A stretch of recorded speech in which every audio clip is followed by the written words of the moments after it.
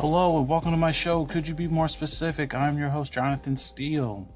And on this episode of Could You Be More Specific, coming to you through the way of the Stay Well podcast, I'm going to talk about the Kawhi Leonard situation still going on with the San Antonio Spurs. And on this episode, what I want to call it is character is currency. And I'm also going to touch on Colin Kaepernick and Eric Reid's case going on with the NFL and where that stands at the moment. But I'm going to start with Kawhi Leonard first. One of the things that I've noticed, especially in mainstream media, is that people have always been really good at talking out of both sides of their mouths. And they either say someone's too money driven, or if you're not too money hungry and driven, then you're crazy. And that's what brings me to Kawhi Leonard, because it seems like the main viewpoint with his whole situation is that he is mistreated by someone who he considers a partner. And trust was broken. And the best way to make up for the trust of that being broken is, well, I'll just give you some money. And it seems like even with the sports media, like they fail to really truly cover that. And I get why they do, because they work for major corporations, most of them. And so they don't really want to touch on those topics. Now, maybe somebody who's probably working on, say YouTube or working just through the internet, they probably talk a little bit more about this. I've seen some kind of address this issue, but it just seems like the main thing with Kawhi Leonard is it's like, hey, why would he turn down a Supermax deal? It's $70 million. And they just keep jumping over the fact of trust was broken. And people's like, oh, well, who cares about that? Apparently he does. And the most dangerous man or the most dangerous woman, the most dangerous human beings on the planet are people who can't be bought. You can't, because there's nothing you could do to those people. For example, right, if any of you guys ever have a chance to see Serpico with Al Pacino, it's a great movie. Everyone in that film, from the moment it starts, when they realize who they're dealing with, he's like, hey, the only check I'm cashing is the one, with the state of New York on it, because I'm paid to be a police officer. I'm paid to be a public servant. And he just had all these cops and all these different people throughout that movie. He's like, hey, just take some money and we'll hold it for you. Because he just made them feel uncomfortable. It's like, well, wait a minute, you don't like money? And he says, no, it's not that I don't like money. It's just that my name and character is up for sale for some money. And if you watch that film throughout the whole time, he just got more and more reviled and more, just distrusted. And they kept doing all they could to sour his name. That's what they do, because it's a man against a machine. An individual versus a company. And you're not going to win that. The same thing that worked for you before, where you were this good, hardworking, decent person that was easy to work with, they don't get their way with you, they can spin that to go against you. It's just that's how most people have been conditioned. So when I keep hearing all this stuff with Kawhi Leonard and his value and what he should do, what he shouldn't do, it's crazy to me that that's not mentioned enough in it. But they're not going to do that because people don't really want to attack organizations, because organizations have power, true power. It's easier to attack the individual. So that's something that I continue to really notice the way his story in particular continues to get covered, and how none of that seems to be really truly addressed when discussing it. Now, do I think from a professionalism standpoint, if he's healthy enough to play, I believe in this. Hey, you sign a contract, you should honor it to the best of your ability. So if he was cleared to be playing, hey, if they want to come into a training camp with him being a sideshow, that'll be fine. I'll tell them, hey, I could either do press if you want me to, or I won't do press if you want me to. But it won't change. I'm going to be a professional and clock in, work as hard as I possibly can, and then play the games I got to play with you until the end of this year. Once my contract is gone and it's ran out, you just go. That's all you got to do. I wouldn't agree with him sitting out another season. I wouldn't want to do that, because in the end you hurt yourself too. Because being a professional isn't always at the times where it's the most convenient for you. It's when it's not the most convenient for you, and you rise above that. So, and I'm not even going to make a character assessment on his uncle or anything, because you haven't heard anything from him. I would give him the benefit of the doubt than I would LeVar Ball. You don't see his uncle doing countless interviews talking about that. He hasn't even said anything negative about the Spurs organization.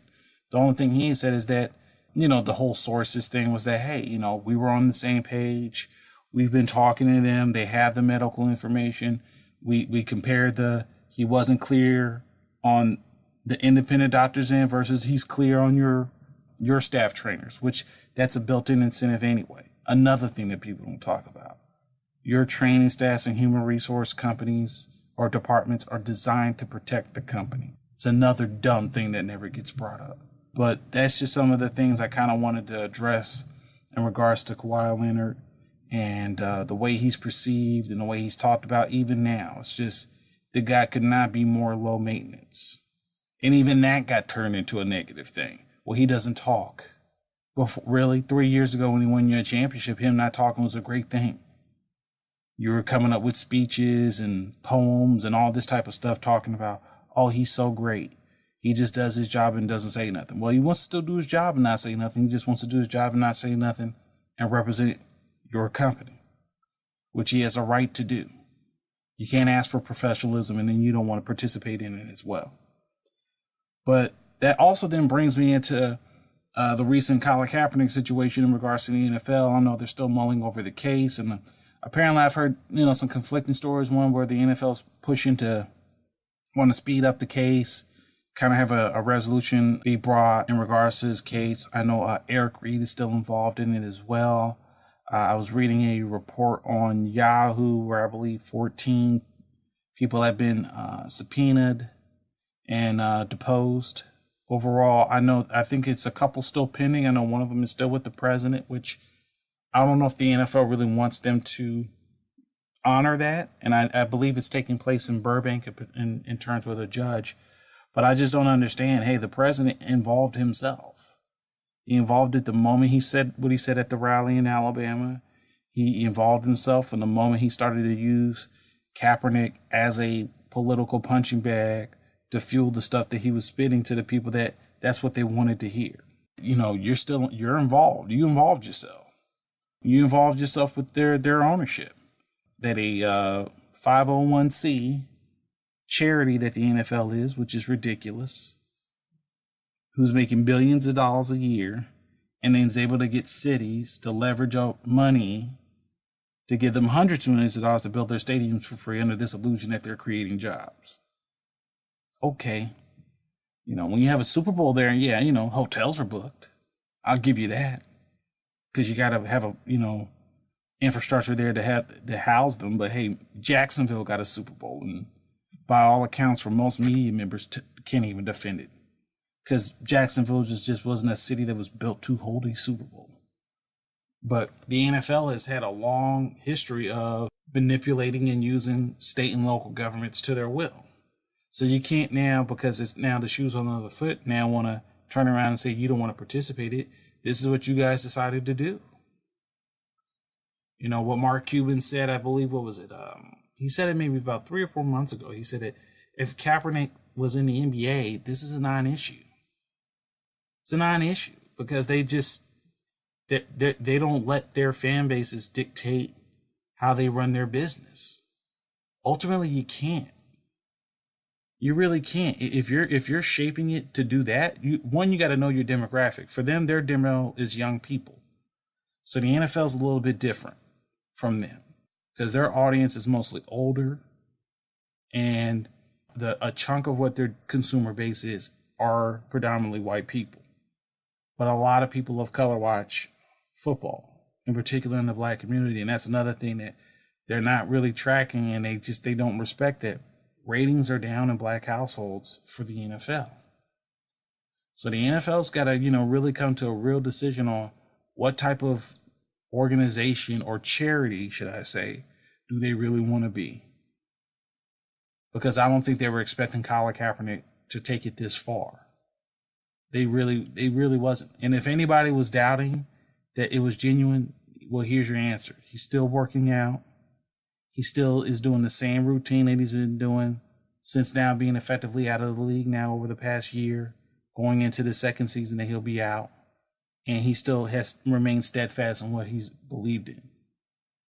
And you don't really see guys like him.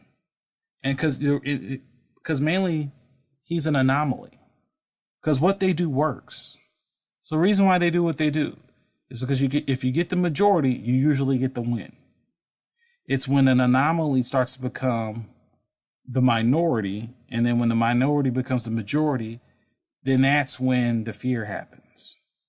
And that's when a lot of times systems that are put in place to kind of keep people, at bay and keep them in line, once they start to buck that, that's when they start having issues with it.